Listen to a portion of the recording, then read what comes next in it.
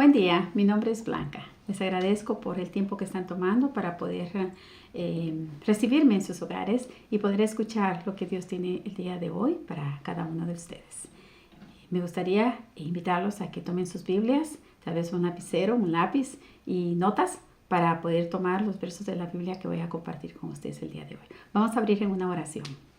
Padre Celestial, gracias te doy por esta oportunidad que tenemos acá de estar ante tu presencia en el nombre de nuestro Señor Jesucristo, pidiendo la presencia del Espíritu Santo que nos guíe en sabiduría y conocimiento para poder ver lo que tú tienes para nosotros este día. Por favor, toma control de cualquier distracción y del tiempo. En el nombre de nuestro Señor Jesucristo. Amén. Gracias nuevamente. Este día quiero compartir con ustedes de que por favor tomen atención y si pueden tomar nota, porque los 3 próximos temas que voy a compartir con ustedes van muy relacionados con el que voy a compartir el día de hoy.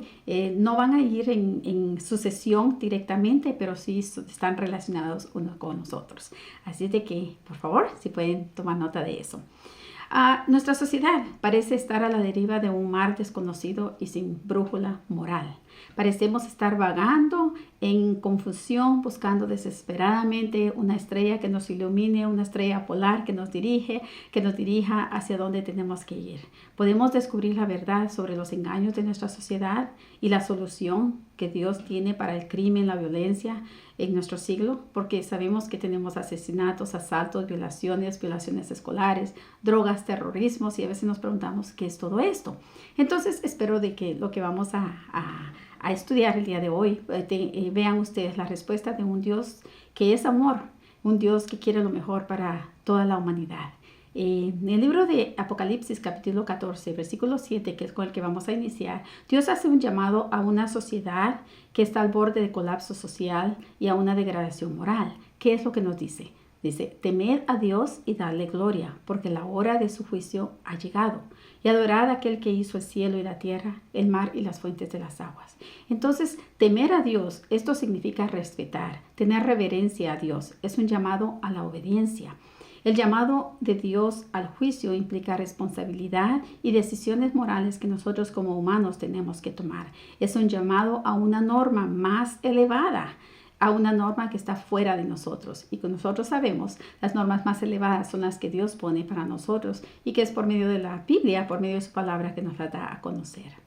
¿Es nuestro corazón o nuestra mente un juez adecuado de lo que está bien o está mal?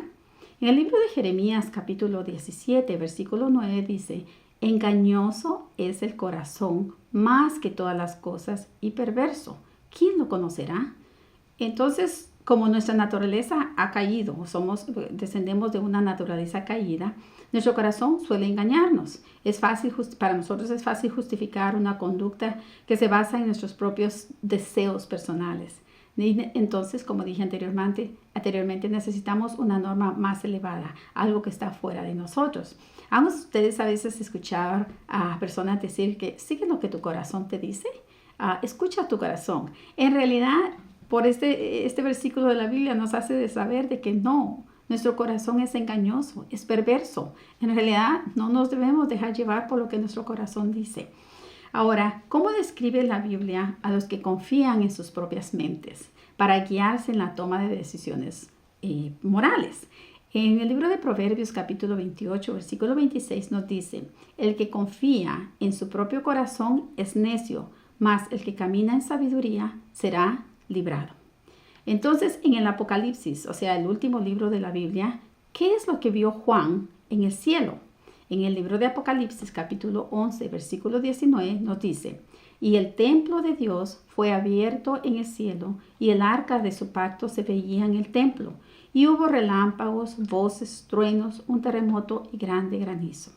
Cuando Dios le ordenó a los israelitas en el Antiguo Testamento que construyeran un santuario, les indicó que hicieran el arca del pacto para contener las tablas de piedra con los 10 mandamientos. El templo en el cielo tiene el arca del pacto que contiene la ley de Dios, que es la base de su carácter, el carácter de Dios. La respuesta del Apocalipsis a la ilegalidad está en el trono de Dios en el cielo, en la ley que es su eterna norma de justicia. La ley de Dios es una réplica de su carácter, una descripción de su voluntad, porque sin la ley no hay pecado. El apóstol Pablo declara, donde no hay ley, tampoco hay transgresión. Esto está en el libro de Romanos capítulo 4, versículo 15. Ahora, ¿qué función tiene la ley de Dios? En el libro de Romanos capítulo 3, versículo 20 dice, ya que por las obras de la ley ningún ser humano será justificado delante de él, porque por medio de la ley es el conocimiento del pecado. ¿Cuál es la norma inmutable y eterna del gobierno divino? En el libro de Salmos, capítulo 111, versículo 7 dice, las obras de sus manos son verdad y juicio, fieles son todos sus mandamientos. Y en el libro de Salmos, capítulo 89, versículo 34 dice, no olvidaré mi pacto, ni mudaré lo que ha salido de mis labios. Entonces la ley de Dios es la base de su gobierno. Fue promulgada para asegurar paz, orden y la armonía a la unidad del universo. Al quebrantarla surgen la tristeza, el sufrimiento, la esclavitud y la muerte. En el libro de Proverbios, capítulo 5, versículo 22 dice, al malvado lo atrapa su propia maldad, su propio pecado lo sujeta como un lazo. Y en el libro de Romanos, capítulo 6, versículo 16 y 23 dice, ¿no sabéis que si os sometéis a alguien como esclavo para obedecerle, sois esclavo de aquel a quien obedecéis, sea del pecado para muerte o sea de la obediencia para justicia? Versículo 23, porque la paga del pecado es muerte, mas la dádiva de Dios es vida eterna en Cristo Jesús nuestro Señor. ¿Con qué compara la Biblia a la ley de Dios?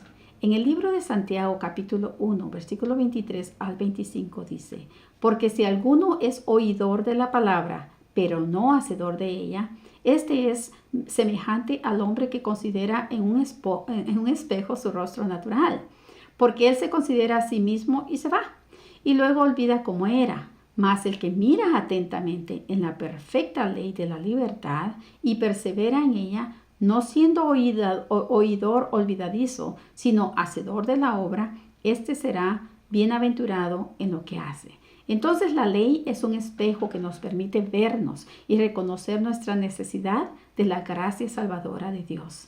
La ley revela las características del pecado, nos proporciona un patrón moral en nuestro exterior. ¿Cuál es el papel de la gracia? En Efesios capítulo 2, versículo 8 dice, porque por gracia sois salvos por medio de la fe, y esto no de vosotros, pues es un don de Dios. La gracia es el fervor inmerecido de Dios para ponernos nuevamente en armonía con Él. La gracia es la única base de nuestra salvación. La gracia siempre existió y significa en realidad perdón, misericordia, amor y bondad.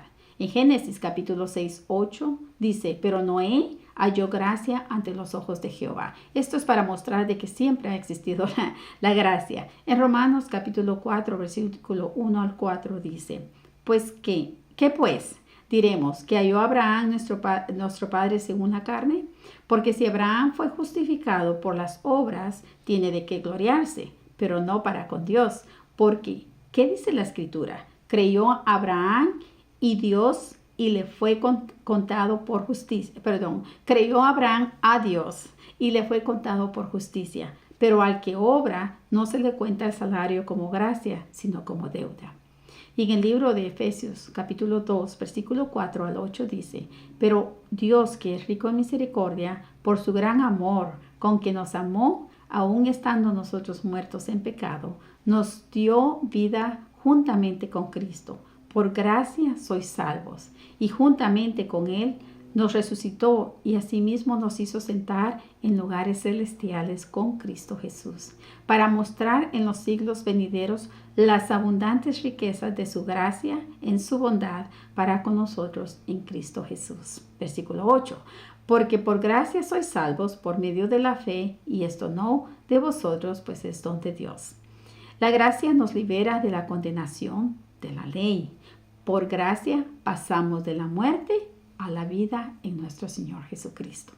En el libro de Romanos capítulo 5, versículo 8 al 10 dice, mas Dios muestra su amor para con nosotros, en que siendo aún pecadores, Cristo murió por nosotros. Pues mucho más, estando ya justificados en su sangre, por él seremos salvos de la ira. Porque si siendo enemigos, fuimos reconciliados con Dios por la muerte de su Hijo, mucho más, estando reconciliados, seremos salvos por su vida. Y en Romanos capítulo 8, versículo 1 y 2 dice, ahora pues, ninguna condenación hay para los que están en Cristo Jesús, los que no andan conforme a la carne, sino conforme al Espíritu.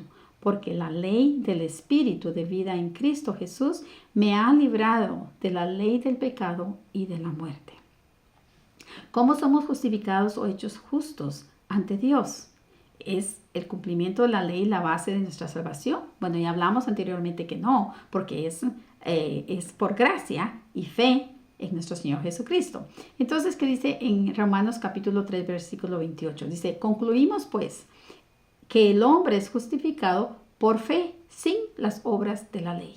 No tenemos que hacer cosas para ser salvos. No es por hechos que somos salvos. Somos hechos por la gracia de Dios, la fe en nuestro Señor Jesucristo. Ahora, la fe nos da la libertad para quebrantar la ley de Dios. En Romanos capítulo 3, versículo 31 nos dice, luego, por la fe, ¿invalidamos la ley? En ninguna manera, sino que confirmamos la ley. Porque cuando tenemos fe en Dios, queremos hacer lo que Él nos pide. Queremos cumplir con todo aquello. No porque nos esté forzando, sino porque nos nace del corazón hacerlo. Ahora en Romanos capítulo 6, versículo 15. ¿Qué pues? ¿Pecaremos porque no estamos bajo la ley, sino bajo la gracia? En ninguna manera. Ahora, ¿qué relación tienen las personas convertidas con la ley de Dios? En Romanos capítulo 7, versículo 22, dice, porque según el hombre interior me deleito en la ley de Dios. Y ahora, ¿qué les enseñó Jesús a sus discípulos acerca de guardar la ley? En el libro de Juan capítulo 14, versículo 15, Jesucristo les dijo, si me amáis, guardad mis mandamientos. ¿Enseñó Jesús que su ley fue abrogada, o sea, anulada en la cruz? En el libro de Mateo capítulo 5, versículos 17 y 18 dice, no penséis que he venido para abrogar la ley o los profetas. No he venido para abrogar, sino para cumplir. Porque de cierto os digo, que hasta que pasen el cielo y la tierra, ni una jota ni una tilde pasará de la ley hasta que todo se haya cumplido. Entonces, ¿cuál es la prueba genuina de que conocemos a Dios? En el libro de Primera de Juan, capítulo 2, versículos 3 al 5 dice, y en esto sabemos que nosotros le conocemos, si guardamos sus mandamientos. El que dice, yo le conozco y no guarda sus mandamientos, el tal es mentiroso, y la verdad no está en él. Porque el que guarda su palabra, en este verdaderamente el amor de Dios se ha perfeccionado. Por esto sabemos que estamos en él. Entonces la evidencia del cambio interno, lo que llamamos conversión, es un cambio de vida. La gracia siempre nos impulsa a la obediencia. Cuanto más amamos a Dios, más deseamos obedecerle. En el llamado final del libro de Apocalipsis para este planeta que se desintegra velozmente por la ilegalidad, ¿cómo describe Dios a su pueblo? En el libro de Apocalipsis capítulo 14, versículo 12, dice, aquí está la paciencia de los santos, los que guardan los mandamientos de Dios y la fe de Jesús. Entonces, un compromiso genuino con Dios nos lleva a la obediencia por el amor. En el tiempo del fin, Dios tendrá un grupo de personas que darán testimonio al universo entero del gozo de vivir en obediencia. Como lo dije anteriormente, no porque nos van a forzar a esas personas, sino se hace por amor. Estas personas habrán sido salvos por la gracia. Amarán a Dios de tal manera que lo obedecerán con entusiasmo. Aceptarán todos los patrones divinos de conducta y estarán convencidos de este modo que la vida es mejor. Ahora, para resumir todo, quiero enfatizar que somos salvos, como dijimos anteriormente, por la gracia de Dios, fe en Jesús, que dio su vida por cada uno de nosotros. No somos salvos por guardar la ley de Dios. Sin embargo, si deseamos darle gloria al Creador, vamos a hacer todo lo posible por obedecer lo que nos pide en su palabra, y es por medio de nuestro Señor Jesucristo. Recordemos que la Biblia no se contradice. Por lo tanto, si vemos pasajes en los que parece contradecirse, como cuando vemos versos acerca de la gracia, la ley moral, la ley levítica, la ley de rituales, apliquemos el verso de la Biblia como lo dice en Isaías capítulo 28, versículo 10, donde dice: porque mandamiento tras mandamiento, mandato sobre mandato, renglón tras renglón, línea sobre línea, un poquito aquí, un poquito allá. Y me gusta algo que este mismo versículo, en la versión de Dios habla hoy, lo pone de esta manera concisa, y se me hizo un poco gracioso como lo dice, pero lo quiso hacer como conciso y que se comprenda. Dice que apenas, como que las personas estuvieran apenas aprendiendo a leer ba, be, bi, bo, bu. En otras palabras, todo va en orden, ¿verdad? Entonces, Dios nos hace un llamado por su amor y misericordia a que obedezcamos su palabra, y nos hace saber qué responsabilidades morales debemos decidir, que no nos dejemos llevar por lo que nuestro corazón nos dice, puesto que es engañoso. Nos enseña que por medio de la ley de Dios nos damos cuenta del conocimiento del pecado, que su ley fue la razón por la que puso Dios su ley es para darnos paz, orden, armonía en el universo. Nos dice que seamos oidores no solamente de la palabra, sino también hacedores de ella, siempre recordando que por gracia somos salvos por medio de la fe, y esto no de nosotros, pues es un don de Dios. Si somos convertidos, nos deleitamos en su ley, y su ley, recordemos que tampoco fue abrogada. Entonces, la ley de Dios debe ser nuestra delicia. Amar a Dios, guardar sus mandamientos, poner sus leyes en nuestro corazón, redimir, porque Él nos redimió de toda iniquidad, y dar por gracia, por la obediencia que deseamos seguir, por amor a Él. Entonces, antes que nada, quiero, como ya resumí todo, decirles y recordarles que Dios es amor, que quiere lo mejor para ti y para mí, y que dentro de todo lo que a veces en este mundo, lamentablemente, mucha gente cree que Dios no es amor, que Dios es malo, que Dios es esto, y le ponen a Él todas las cosas malas. Sin embargo, yo conozco muchas personas que dicen, ¿por qué Dios deja que me pase esto? ¿Por qué Dios esto? Pero cuando están contentos, cuando están pasando momentos felices, cuando están con su familia gozando, no dicen: Señor, ¿por qué me estás dando estos momentos tan lindos? Solo es cuando las cosas van malas que se le atribuye todo eso a Dios. Y la realidad es de que Él es un Dios de amor. Él es amor, está con sus brazos abiertos esperando a que nosotros corramos hacia Él, y nos ama tanto que dio a su Hijo, nuestro Señor Jesucristo, que viniera a esta tierra, el regalo más precioso que hemos recibido, y que lamentablemente no todos lo hemos aceptado. Ahora la pregunta es: ¿lo has aceptado tú? ¿Deseas aceptar a nuestro Señor Jesucristo, que dio su vida por ti y por mí, para que tengamos la oportunidad de tener una vida eterna, de vivir en una vida muy diferente de este mundo, que no va a haber llantos, no va a haber sufrimientos, todo va a ser muy distinto?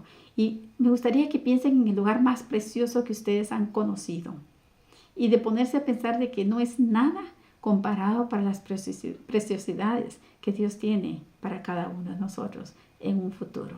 Espero de que esto haya sido de bendición, y vamos a cerrar en oración. Padre Celestial, gracias te damos por este momento en el que hemos podido ver tu palabra, dándote gracias, Señor, por darnos cuenta de que en realidad nuestro corazón es engañoso, y de que debemos de seguir lo que tú nos dices en tu palabra. Tú quieres lo mejor para nosotros. Eres un Padre que nos ama y que desea lo mejor para toda la humanidad. Y que dentro de todo, Señor, diste a nuestro Señor Jesucristo, y también contamos con el Espíritu Santo que está en esta tierra, guiándonos para que podamos, Señor, ser convencidos de lo que es el pecado y poder convertirnos en quien tú deseas que seamos. Gracias te damos en el nombre de nuestro Señor Jesucristo. Amén.